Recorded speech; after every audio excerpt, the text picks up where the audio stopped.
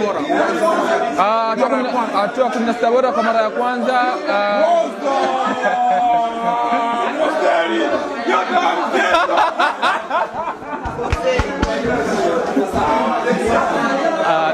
Hatua 16 bora itakuwa mechi ngumu kwa sababu tuna wenyeji.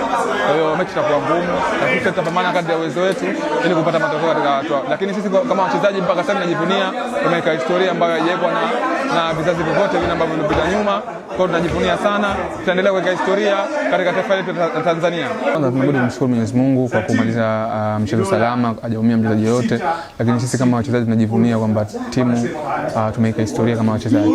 Kwa hiyo bado haijaisha, tutaendelea kuipambania Taifa Stars na Tanzania ili kufanya vizuri katika mashindano haya. Ulipopokea pasi ambayo ndio ilikuwa nini kilikuja kichwani?